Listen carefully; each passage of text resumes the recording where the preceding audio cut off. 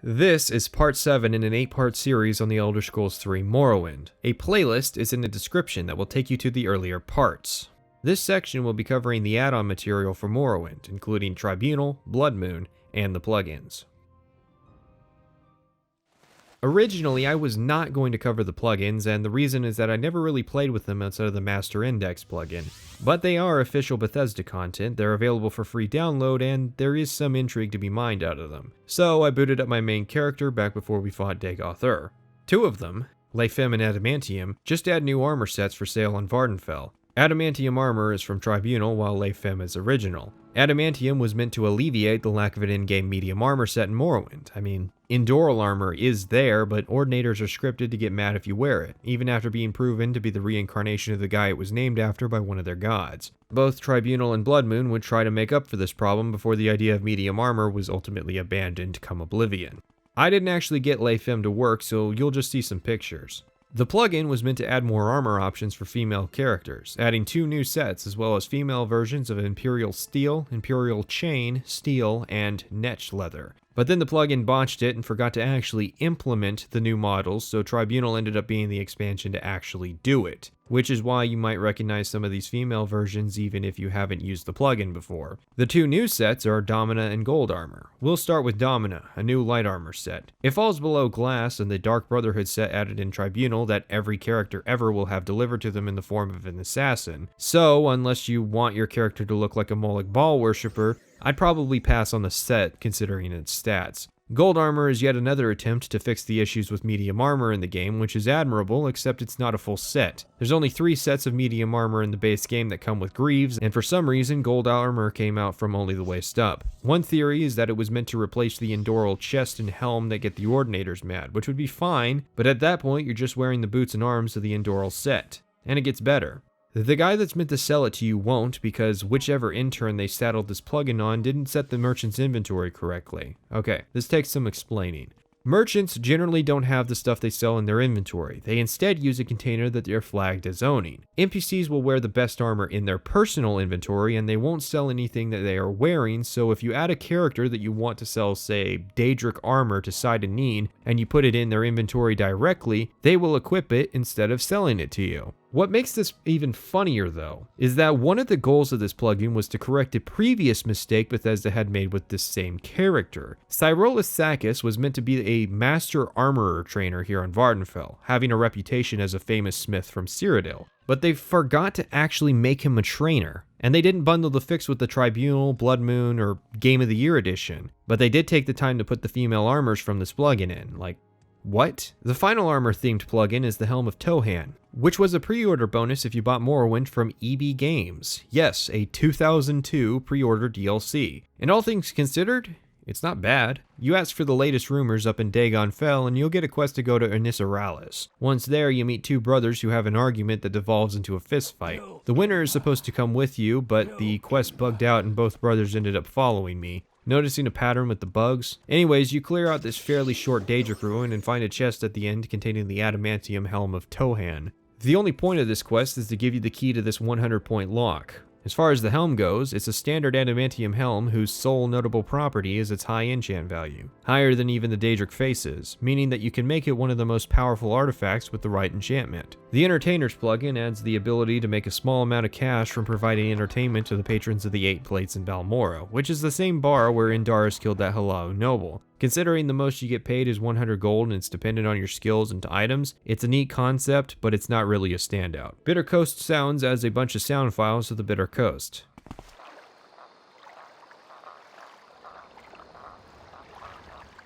Area Effect Arrows adds a new shoptive effect which specializes in enchanted ranged weapons that do area of effect damage, and nothing else, which will come in handy for the Siege of Firemoth plugin should you choose to use them. Siege of Firemoth adds a new island and quest centered around taking back an old Imperial fort that's being held by a lich. It's a neat concept, but in execution it's a good example of the merits of restraint and level design. You meet Solus Gravius at Sidenine, who dispatches you to lead a small task force of heroes across the island chain. Don't get attached, they're all gonna die from a literal horde of skeletons. There are no less than 4 skeletons per pack. The only challenge of this mod was avoiding the temptation to recall to go get more magicka. Get into the keep proper and you find this room. What purpose this room served before the skeletal takeover is a mystery. Then there's this room with no less than 30 rats all infected with Witbane. Good thing we caught Corpus last episode. You go through the caves with a ludicrous amount of ebony before arriving at the final boss area. This is an unbreakable force, unstoppable wall kind of situation. The Lich has endless health and magicka pools, and I have an absurd amount of spell absorption and magicka resistance. I can't do enough damage to bypass his regeneration since all my spells were designed to damage over time, and he can't consistently damage me enough to pose a substantial threat. All he does is cast spells which 75% of the time I absorb into my magicka pool I then heal with. Alright, let me break this down. Generally, Morrowind's level design was structured around a small number of enemies who posed a large amount of threat to the player. This was to work around Morrowind's mechanics. Stealth-focused characters are going to be even more useless here than ever before. Spellcasters will run out of magicka fast, and warrior characters will get body blocked by sheer numbers. There's no items in the environment to help the player. No potions, no scrolls, no tools. Firemoth is only difficult on account of the fact that it's radically different in design from the rest of the game. And it's more of a tedious kind of difficulty where I just started dodging and running around all the enemies instead of fighting them. The end reward of this plugin is the Ward of Akavir, which isn't even a new item. It's just a dragon scale shield with a constant fortify 25 point effect. This whole plugin is a waste of time. No, wait, better.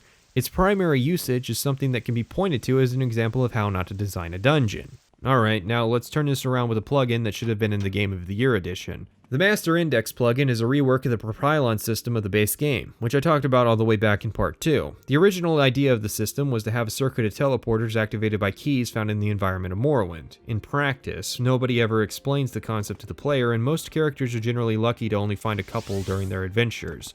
The Master Index plugin fixes this by adding a quest that will have you finding every index and creating a Master Propylon index that can be used to teleport to every Propylon chamber. It's a nice and simple questline. Fulms Morel in the Caldera Mages Guild will dispatch you directly to each index's location. He's a little clairvoyant, and the quest could stand to have a little more instances of the player actually having to figure out their locations. My other gripe is that once you turn in an index, it's gone, even after completing the master index. So the old function of teleporting chamber to chamber will be replaced with teleporting to Caldera, which can be a problem for the criminally inclined. This rounds out all the official Bethesda content not included in the physical Game of the Year edition. So let's get into the proper expansion content with Tribunal. We're back to our main character following the downfall of Dagoth. I have mixed feelings on Tribunal. When I think about it casually, that's when I have feelings of nostalgia about my time there, but when I think about it more analytically, I start to see the flaws really quickly. The first, which is an endless source of hilarity for me, is the issue with the Dark Brotherhood assassins attacking you literally out the gate when you start at Morrowind. This is actually fixed somewhat on the Xbox Game of the Year edition, where the events will only happen after level 6, but on the PC copy, to this day, it remains unpatched.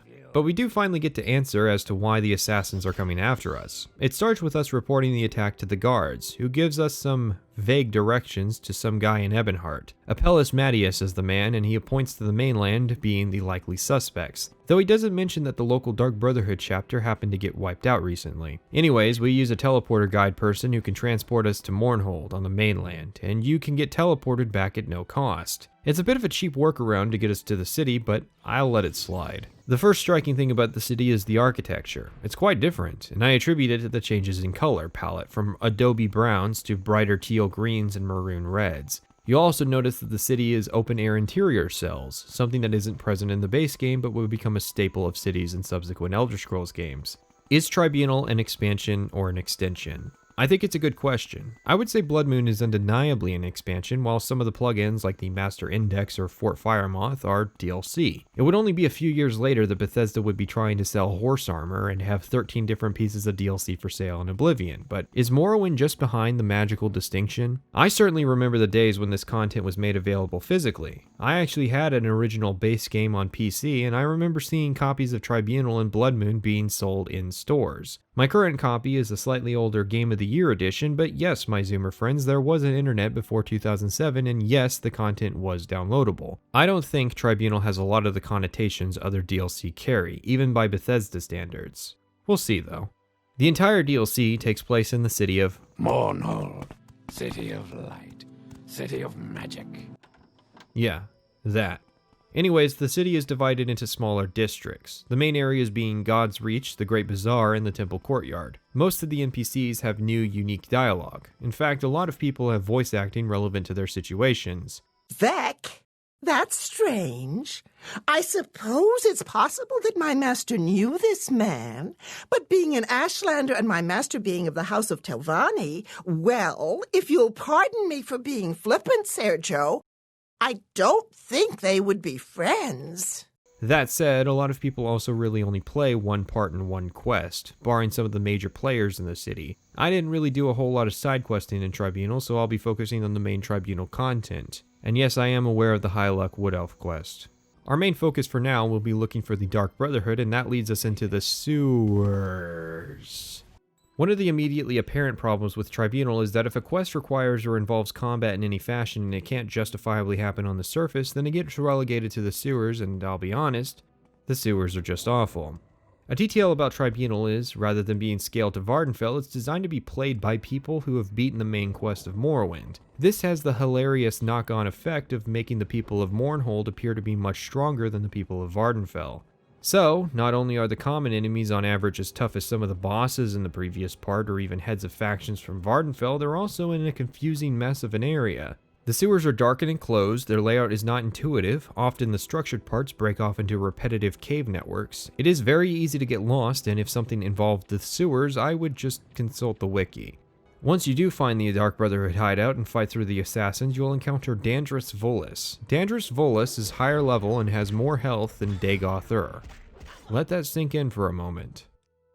This is an example of vertical progression, where rather than providing more content for the player to explore laterally, it is providing a higher level of challenge for players to go through. It makes a degree of sense considering Tribunal is meant to be played after Morrowind, sure, but it, dare I say this, justifies the scaling system of the later games.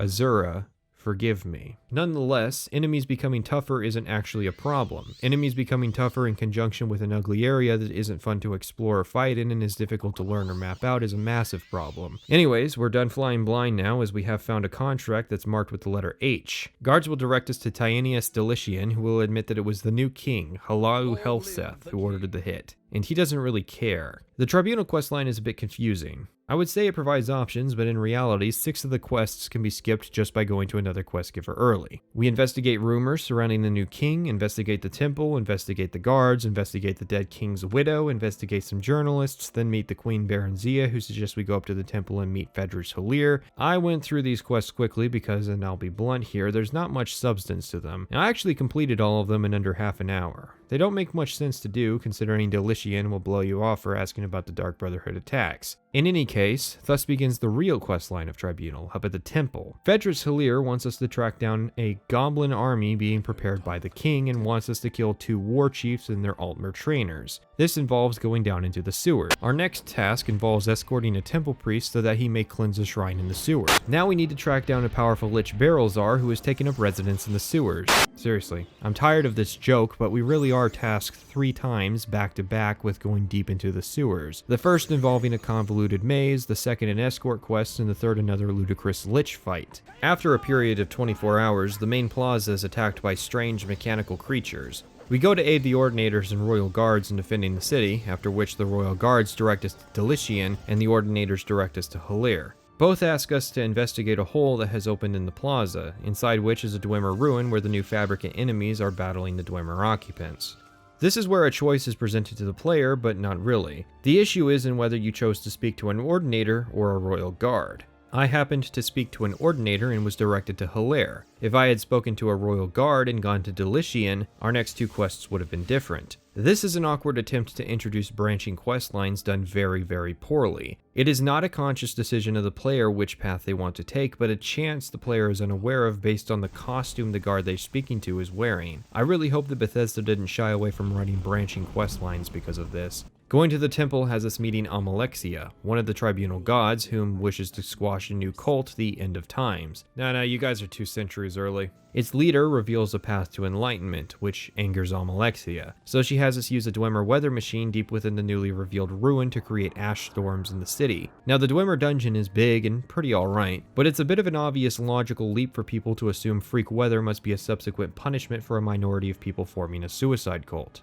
Doubt is forming about Almalexia, however. People in the temple are scared of her, and one of her hands has become frustrated and is wandering God's reach. We have to fight him, and he is a tough fight because he introduces the rarely used concept of NPCs utilizing health potions, and Almalexia rewards us with a choice of 3 pretty decent abilities. Almalexia, now believing us to be Nerevar incarnate, tells us of 2 blades, Hope's Fire and True Flame. Both blades were a gift from the King of the Dwarves, Dumak, whom Nerevar had allied with against the Nords. Hope's Fire was her blade, and True Flame was the blade of Nerevar. It was lost at the Battle of Red Mountain, but she has found a piece of it. She suggests we rebuild the sword. One piece is at the Museum of Artifacts and can only be acquired if we donate 2 artifacts to the museum. The other piece, we're told, is in possession of Karod, one of the King's Guard. We duel Karod. He's tough but fun. Then Helseth asked me to work for the temple to gather information about them. Yeah, this branching questline really worked out, huh? If you're confused, the game seems to think we've just arrived from the courtyard section and is telling us to do the quests that lead to this point where we get the quest to duel Karod. With both pieces found, we find a craftsman. This is a famous city, so one Yagak Grogluk, a master smith, lives in town and he can fix the blade, but he wants to also restore the enchantment. We dive into the ruin, meeting the ghost of Radek Stungenthumbs, a Dwemer who asks us to get some pyroil tar for the blade. We find some tar off a Dremora lord deep in the ruin, which was a fun little dungeon. With the tar and blade, we have reforged True Flame, and Almalexia congratulates us. Almalexia then tells us of Sotha Sil, whom she claims has gone mad, is behind the attack, and has become a danger to all of Morrowind. True Flame is capable of killing Sotha, and it's up to us to stop him. We're transported to the Clockwork City, stuck here until we escape, and so begins. The Clockwork City, unlike the labyrinthine sewers or repetitive Dwemer ruins, is actually an interesting dungeon, and a suitable and logical progression in difficulty for a character who, reasonably, will have completed the main quest. This includes the monstrous Imperfect, a giant mech boss fight.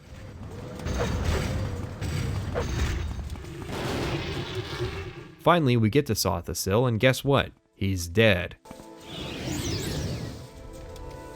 Nerevarine.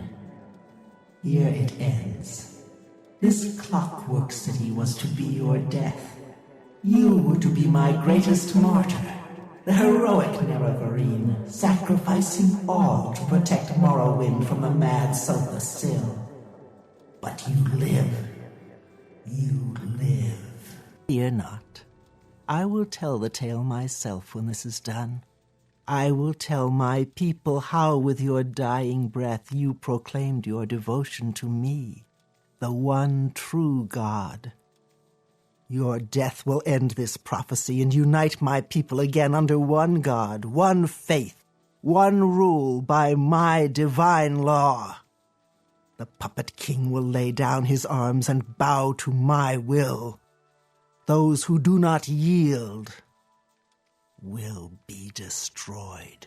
The mazed band has allowed me to travel to this place. Here I slew Sotha Sil. Here I summoned the Fabricants to attack Mournhold. I will be the savior of my people.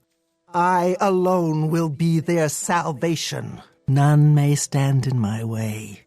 Not you, and certainly not Vivek. He is a poet, a fool. I will deal with him when I have finished with you. And Sotha Sil. He always thought himself our better, shunning us, locking himself in his hole. He spoke not a word as he died, not a whisper. Even in death he mocked me with his silence. But I think you will scream, mortal. For now you face the one true God. Her loss of divinity has had a negative effect on her. She's a tough cookie, but once she's dead, we get her sword, Hope's Fire, and use the mazed band of Barrelzar we got from one of the sewer quests to teleport back to Mournhold. You have done well, mortal. The death of Almalexia is a boon for all of Morrowind, though it may take time for this to be understood. She would have betrayed the Dummer as surely as she had betrayed all those whom she loved. This was her curse and her undoing. Weep not for Soule. He shed his mortality long ago, and I am certain his death was no small relief to him. These gods lived with the burden of a power no mortal was meant to possess. Your work in Morrowind is not finished, Nerevarine. Vivec still lives, but I believe his time grows short. Protect my people. Defend these lands. The skies of Mournhold are clear once again. Let these people suffer no longer. Now go, mortal. Embrace your destiny and go with my blessing.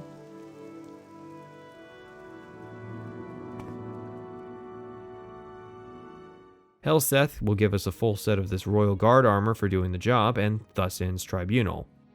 I posed a question near the start of this about whether Tribunal is an expansion or an extension. Tribunal is solidly an extension, and there's nothing wrong with that, while Bloodmoon is an expansion, and we'll get to that. Tribunal is unique among Bethesda DLC as they generally aren't sequels to the main story. Almalexia was the wife of Nerevar after all, so her absence from the base game was somewhat strange, especially considering she tends to be the one that personally handles matters of war in modern Dunmer culture. Part 6 ended on a sour note due to the final quest at Red Mountain. That was purposefully taken out of context of what would happen in Tribunal. Tribunal is a continuation of Morrowind, providing a somewhat satisfying gameplay and even story conclusion that Dagothur in the 6th house was lacking. However, Tribunal is also reliant on you having played Morrowind's main quest to work. Play either in a vacuum, and they don't function. You can wave away Almalexia calling you the Nerevarine as part of her being mad if you haven't done the main quest, but then it's hard to really care or understand Almalexia's motivations if you don't know about the mystery behind what really happened to Nerevar and why she's diminished in power. Without Tribunal, Morrowind just ends. You never get a resolution for two of the Tribunal gods, and you don't really have any activities to complete as Nerevarine. Part of the reason I think most who enjoy Morrowind don't have an issue with its finale is that for the most part, Tribunal is the real finale of Morrowind's main quest. Even with that context, however, Tribunal has some fatal flaws. Being limited to the interior of the city means that the area doesn't have a lot of options for places to send the player, hence the mini quests that involve going down into the sewers. I think another missed opportunity would have been continuations for various factions from the base game. For instance, how interesting would it be to see some extra quests from Redoran and Hlaalu related to the recent succession of King Helseth? Or some Telvanni quests where they are the political underdogs. The Imperial Legion and Cult could have had some representation, and there would have been some obvious opportunities for the Tribunal Temple, or a return of characters who left at the end of their quest lines like Jim Stacy and Inu Hlaalu. Or how about some new factions, like an opportunity to learn more about House Dress and House Endoral. House Dress, as Daedra worshippers, would have been a perfect opportunity to explore what would become the reformed Tribunal of post-Morrowind, that being Boethia, Mephala, and Azura. I would have preferred getting to explore their culture rather than the Helseth stuff. He's mostly just here so his mom can pay lip service to Daggerfall anyways, and while that's fine, his presence is just annoying, because he makes at least 3 attempts on the Nerevarine's life and we're just supposed to be cool with it. I get that the idea was that he was being proactive and taking out any potential political threats.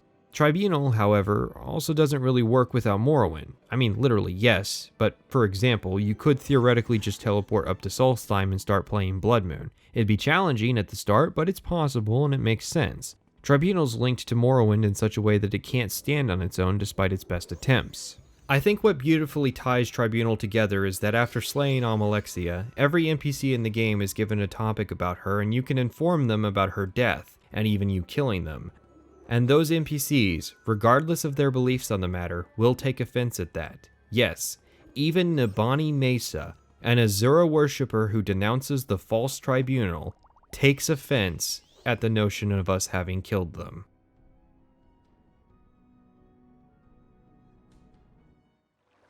All I ask for is a pair of boots. How hard could it be? After playing Morrowind for so long, coming to a more recognizable land of forests with wolves and bears feels alien. And unlike Tribunal, this is an open landmass. Solstheim itself is actually pretty small, the entire island being about the size of one of Morrowind's biomes. Even without the excessive speed I have, it does not take long to traverse the island. Yet it feels like a wild wasteland. There are only 3 places of refuge. In between all that is a lot of wildlife that is going to try to kill you. However, unlike Tribunal, Bloodmoon eases up on the difficulty. It can still be a challenge, so you'll want some experience before you jump in, but Bloodmoon isn't expecting you to have beaten or even played Morrowind's main quest. It's perfect for characters who may have just beaten one of the guilds or great houses and are looking for new content. And this is where I discuss expansions. Bloodmoon is an expansion. There's a good deal of new land to explore, some new factions to play with, a lot of new items and creative quests, and 2 separate quest lines, each with branching paths and clear progression that don't rely on random and unforeseen choices. Most of the NPCs in the base game, near the start, will rattle off a rumor about Solstheim. All of them. It can be kind of annoying because the Solstheim rumors will supersede the normal rumors. They'll mention that it's a miserable land and that there's boat transport up in Cool that can take us there. Once we get there, we arrive at Fort Frostmoth. Both quest lines start here, and we're going to focus on the main quest line first, which is, in my opinion, the lesser of the 2, although it's still a solid quest line. In this line, we meet with Captain Curious, who wants us to uncover the cause of the low morale in his troops lately. Asking the guards, it becomes apparent there's some sort of ban on liquor at the fort, and offering drinks reveals that the issue is that the captain ordered the fort become dry. Curious says it wasn't his decision, the alcohol just stopped coming in. He suspects the priest, who denies having anything to do with it, blaming the captain. Going to the priest's office reveals that he's been stashing alcohol for what he claims to be the benefit of the troops. I tell the captain the truth, and he congratulates us. Next, Curious is worried that some weapons are being smuggled out and sold back on Vvardenfell. We have a choice of working with 2 of his men on the matter, and so I work with Sena Lucius. He's sort of a proto-companion that would pop up in the later games. Anyways, Lucius is useful for the investigation as he makes it easier to solve the case, but he sucks in a fight. We meet with the smith, Xenofaustus, and he says he overheard soldiers talking about a weapon stash in a nearby cavern. Sure enough, there's some legionaries in the cave who are hostile to us. After a lot of attempts of trying to keep Lucius alive, we get to the smuggler's leader, Gualterius Spurius. What a name. And he offers to leave peacefully. I don't allow this. However, on our return to the fort, we find it has been attacked. Curious is missing, and whichever proto-companion we don't choose asks us to go to the Skull tribe on the north side of the island and ask if they know anything about the attackers. The Skull are to the Nords what the Ashlanders are to the Dunmer. This makes them a fairly distinct entity. I meet their leader, Tharstan Heartfang. Like the Ashlanders, he has issues with the Imperials, believing them to be corrupting the land. He sends us to Korst Windeye for more information. Korst gives us a copy of the story of Avar Stonesinger, and a map of the locations of the various stones around the island. In order to ingratiate myself into Skull culture, I need to complete the rituals, which involves traveling almost the entire island. This is obviously very similar to the Pilgrimages of the Seven Graces, a quest where I'm guided around the island of Vvardenfell and introduced to the custom of the Dunmer people. What I don't understand is why Bethesda doesn't emulate this style of quest more often. I have mentioned the quests in the Forgotten Vale in the Dawnguard extension for Skyrim. The quest cleansing the stones from Dragonborn, however, is a perfect example of Bethesda not understanding why this kind of quest worked for Bloodmoon. In cleansing the stones, you go to each of these same stones, except instead of learning about the culture of the Skull, you just shout at them and move on. The Skull test of loyalty starts with the ritual of water. We touch the stone and emulate the events as they occurred for Avar, following a black horker through a great deal of water until we arrive at an underwater cave deep below the surface. We find the waters of life bottled up and bring it back to the Waterstone. The ritual of Earth involves solving a musical puzzle inside a barrow, a Nord burial tomb with Draugr inside it. Oh boy. Draugr. The ritual of beasts has us assisting the good beast, a giant polar bear, fight off a pack of Reiklings. We either have to heal the bear or sit aside it as it heals. The ritual of trees has us assassinating a Reikling to acquire some strange seeds, making the 4 Spriggans escorting the Reikling friendly to us and taking the seed back to the clearing so that it may grow. The ritual of the sun has us encountering Grawl, strange ice creatures, and once we acquire a flaming eye from its corpse, we activate an ice wall and free the sun. Finally, the ritual of the wind involves entering another barrow to free the winds from the greedy man's bag. These rituals introduce us to the Skull and to Solstheim in a fantastic way. I cannot understate that. While the quests sound simple, and they are, there are 2 elements to all of them that make them work. The first is that you have to look at the map in your inventory rather than simply having the stones marked on your regular map. This makes the quest immediately different since it relies on you cross-referencing the general layout of Solstheim with a hand-drawn approximation of the stone's locations. The second is that you need to read the story of Avar Stonesinger in order to fully understand your objectives. Rather than following the directions of a guide character, or intuiting the directions from a waypoint marker, the point of the exercise is to emulate the actions of Avar by actually reading the story. And this contrasts nicely with the 7 Graces, as well as the quests that introduce us to each Ashlander tribe. In the 7 Graces, they are enslaved Daedra begrudgingly playing the parts you're meant to emulate over and over. For the Skull, however, it's much more naive and innocent, like the Skull culture, and its circumstances align well enough that you can emulate the story perfectly. You also meet many of the new enemies along the way, see many dungeons and side quests that you can do, and generally become more savvy to the layout of the island. It feels like completing the ritual is genuinely earning our way into the tribe in ways that the Ashlander Nerevarine quests did not. We don't just learn the customs of the tribe and do them some small favor. Obliging these people and performing their rituals shows a level of dedication the other people who have come to this island have not. Which leads nicely into our next quest. Tharstan wants us to prove our wisdom by investigating a crime. Rigmor Halfhand claims that Ingar Icemane has stolen furs from his home. You know how much I love investigations. Asking around, Ingar appears to not have any good motives. The Skull live in a communal lifestyle, and if he needed furs, the tribe would have provided. Risi, Ingar's wife, states Ingar's innocence and claims that somebody may have framed Ingar to disgrace him, possibly Rigmor. Rigmor says he doesn't know why Ingar would steal his furs, although you will find a note in the Icemane home indicating a short affair between Risi and Rigmor. Tharstan, armed with this information, allows us to choose. We can either exile Rigmor or send him to the wolves. These are Nords, so obviously wolves are the correct option.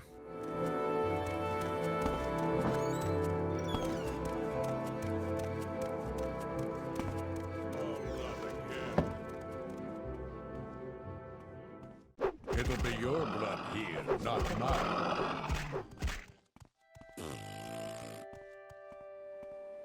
Tharstan now asks we prove our strength, and we meet with Korst near the lake. The lake being on fire, Tharstan believes a Draugr Lord is causing this phenomenon, while Korst believes it's a sign of the Bloodmoon prophecy. You no longer bear the burden of prophecy.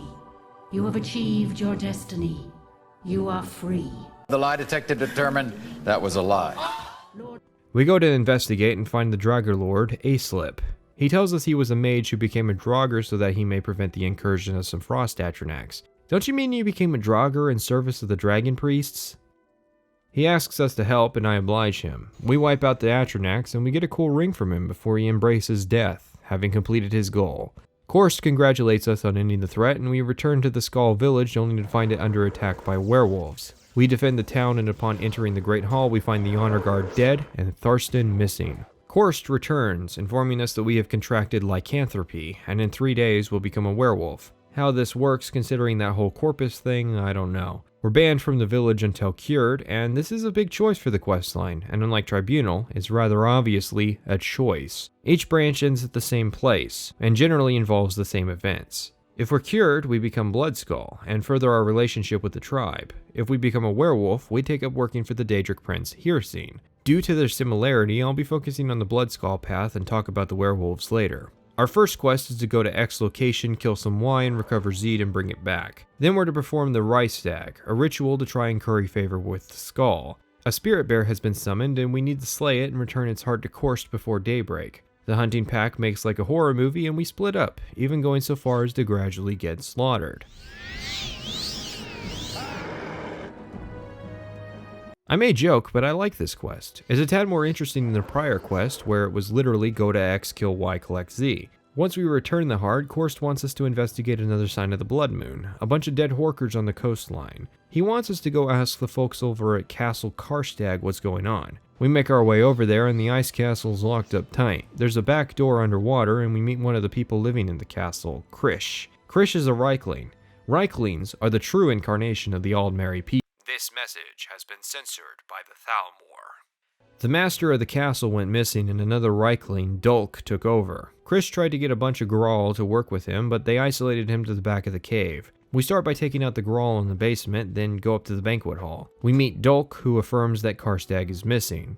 Korst is worried about the situation on the island and gives us a weapon he says will be useful for fighting Grawl, not realizing Castle Karstag was the final time I was going to ever fight them. Korst tells us of the Bloodmoon prophecy, the signs of which have struck the land. The first is fire from the Eye of Glass, the second is the Tide of Woe, and the third is the Bloodmoon. These signs indicate the coming of the hunter, Hircine, and his hounds, and this event happens once an era. The next time we sleep, we're awoken to a bunch of broken werewolves. This begins a long finale. This area has no escape, no resupply. There is no escape. No recall or intervention can work in this place. Yeah, that. Worse, the area is filled with powerful werewolves. According to the UESP, there are 31 werewolves inside the labyrinth, all of them level 70 with 700 health. Contrast this with Dagothar's immortal incarnation at level 35 with 300 health. The area is an absolute gauntlet and is very difficult. It is effectively the final gameplay test for Morrowind. To start, we encounter Captain Carius again, who wants to work together. While he serves some use as a companion, those who wish to keep him alive have a much harder time as you have to heal him.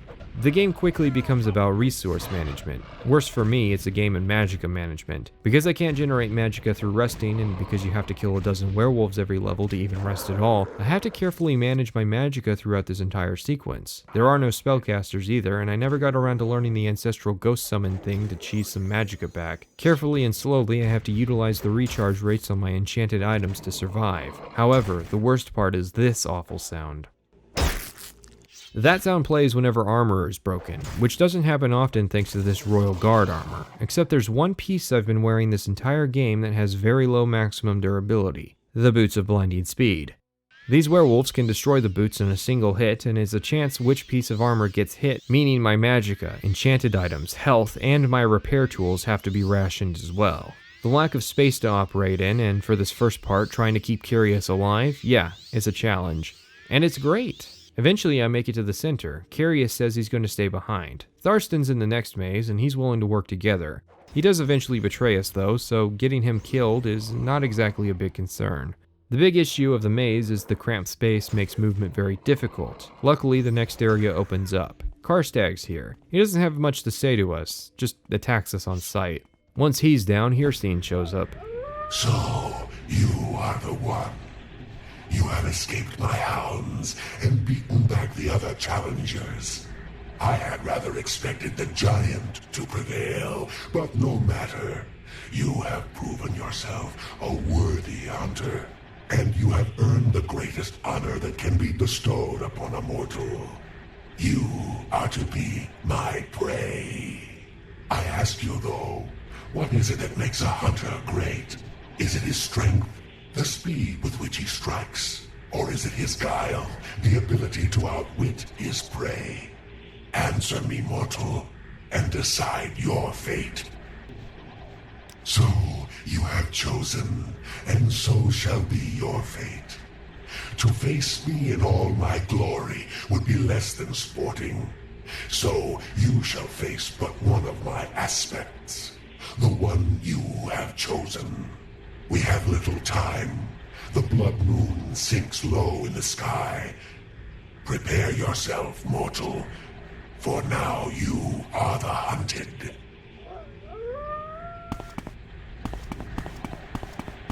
The whole point of this exercise was to try and determine who on Solstheim is the toughest. With the leaders of the Imperials, Skull, and Reiklings down, that leaves us, a foreigner. He wants to fight us now, but not with his full power, instead as one of his aspects. Shame is, I could have likely taken him at full power. I choose his aspect of guile and got his Spear of the Hunter, which is a cool weapon. Shame I'm out of stuff to do with it though.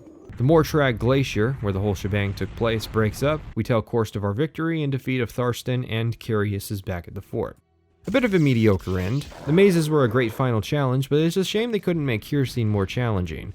It's also a bit of a thematic letdown. After the excellent quests introducing us to the Skull culture, the change just kinda goes off the rail and forces us into another prophecy sequence. But I said earlier this was the weaker of the two quest lines on Solstheim, and I mean that. Now I don't want to give the impression that I did these quest lines separately, rather they were intertwined with one another and done concurrently. So the Hircine fight was fairly close to the end of the entire playthrough. Back at Fort Frostmoth, when we arrived at the island, I met Carnius Magius, a member of the East Empire Company, who is here on Solstheim to set up a colony at Raven Rock. He offers to let us join the faction, and our first assignment is to escort some workers to the site. It's not too far, but it is through a forest. We meet with Falco Galenis at Raven Rock, who asks we get 4 samples of ebony ore to give to Carnius in order to convince investors to fund the construction. We get paid in stock, and what follows is an interesting questline. After a few days, Carnius will dispatch us to deal with some Nord who's raving about ruining the land, which is in line with the Skull. We need to remove him. Falco wants us to just knock him out. Carnius doesn't care. If we knock him out, Falco will pay us, and if we kill him, Carnius will pay us.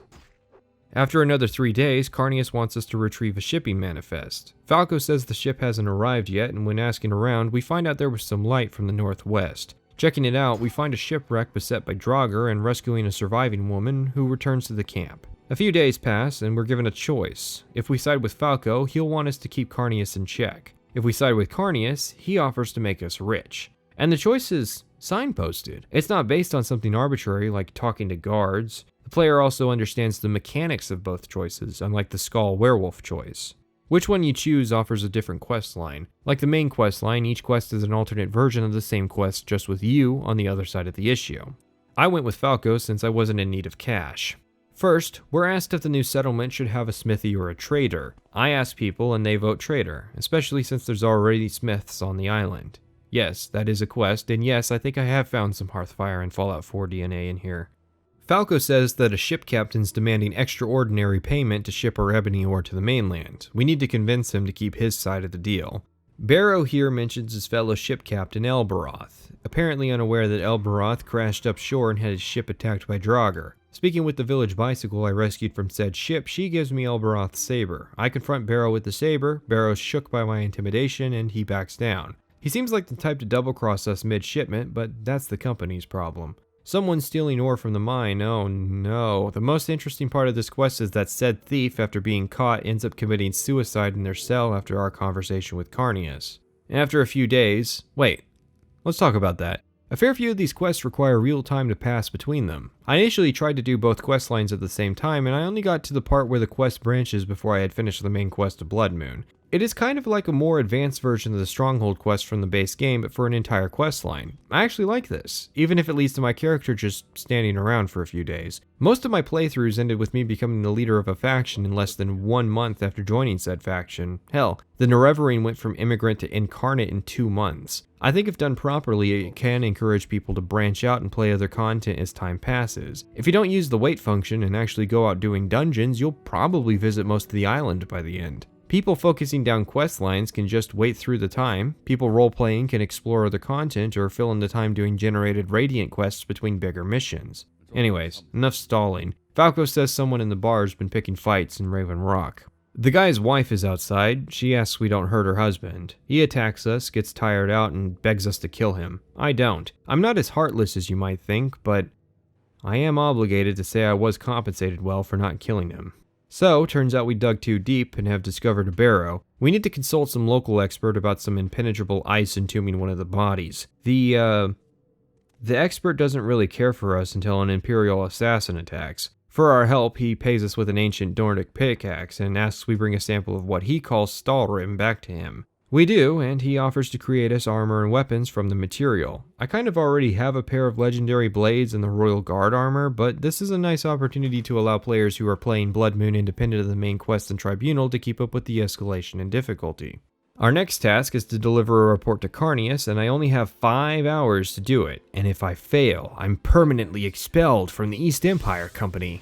What we have here is an interesting quest idea and absolutely no way of integrating it into the storyline in a way that makes sense. What about this enterprise requires a report be time sensitive? I divine intervention back to the fort, but oh no, Carnius is out walking along the beach, and his new assistant activates a trap that's supposed to slow me down if I hadn't absorbed the effect.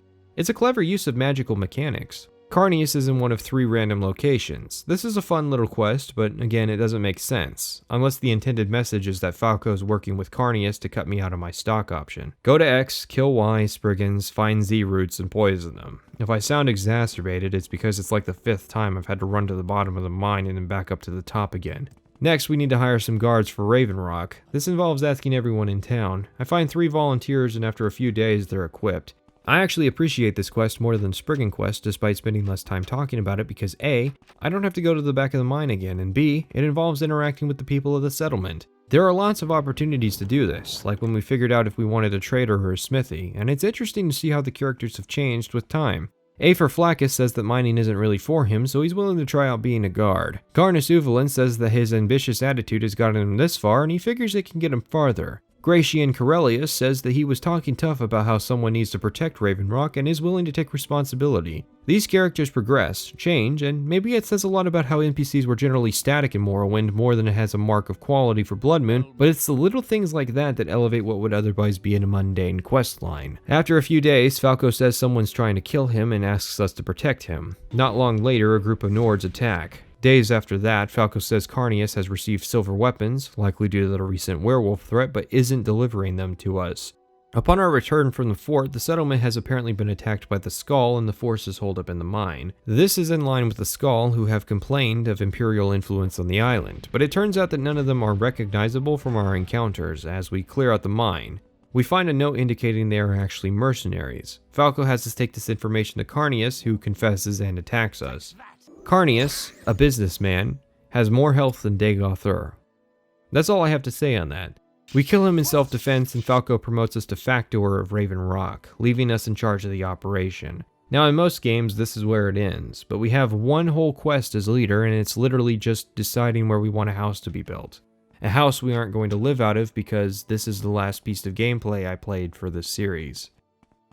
Looking back, the way I describe the questline makes it sound boring. Raising a colony from nothing in a pre-scripted fashion sounds boring compared to the dynamic and radiant settlement system of Fallout 4, but on the other hand, the pre-built questline and time investment involved, including an actual stock investment that ranges in value based on how you've managed the colony, makes Raven Rock far more interesting than any of the settlements I could not possibly name for you from Fallout 4. I also like that in these 2 pieces of DLC that are steeped in prophecy and divine metaphysics, a long questline exists where you set aside the time to participate in an entrepreneurial venture in a land that everybody else dismissed. I suspect the same way I found the Royal Palace quests in Tribunal more interesting than the Temple quests is indicative of the sort of person I am. It also says something about the main quest of Morrowind. The primary quest lines of Tribunal and Bloodmoon pertain very little to the remainder of the content in their expansion.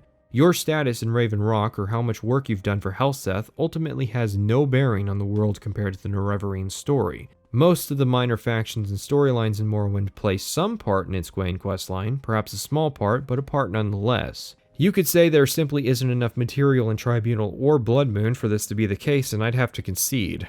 Bethesda was more concerned on being a launch title for the 7th console generation than going all out on post-launch Morrowind content. For instance, there is an entire faction of raiders living in Solstheim that I didn't mention, and I know some people might have an issue with me not mentioning some of the more notable quests from Bloodmoon, such as the Thirsk Mead Hall. Some of this content was the work of one Emil Pagliarulo, who got his start at Bethesda with this expansion working on side quests that include a reference to Timmy and the Well, Beowulf, and Cocaine Santa. Still, we're nearing the end of the conclusion of this series here, so I have to give some credit. Like Tribunal, Bloodmoon features a great deal of unique voice acting. The ambition of having multiple paths, even if those multiple paths are centered around the same scripted events just in reverse, is still impressive. And so ends part oh shit, I forgot about the werewolves. Right. So Tharstan carries a ring that lets you turn into a werewolf at will. Everyone on the planet dislikes if you turn into a werewolf in front of them. The transformation is really loud, and while it can be a lot of fun being enhanced, at the same time these are effects you could already achieve with enchanted items. It isn't really all that powerful, especially compared to my fairly decent build, and like vampirism that I also didn't talk about, the upsides are outweighed by the downsides, so outside of role-playing or normal playing as a furry, there isn't really a good reason to be a werewolf. They get to the other half of the Bloodmoon main quest, serving as antagonists for the Skull before you get admitted to the maze as a werewolf. So you'll attack Skull during the quest at the tomb, ambush them during their hunt of the Spirit Bear, and you'll go to Castle Karstag to help Dulkwith Krish and his rebellious gang of Grawl. Normally I'd be telling you to look out for part 8, but it's a little more complicated than that. There's a number of things that I didn't cover in this analysis that, in retrospect, I should have. And there are some things I did cover that were unnecessary, so much so that I started making a list around the end of Part 5 and it's gotten pretty long at this point. In addition, the script for Part 8 is rather unsatisfactory. I'd like to nail the conclusion of all this really well, so that just won't do. My standards for audio quality have also changed since starting this series, hopefully for the better.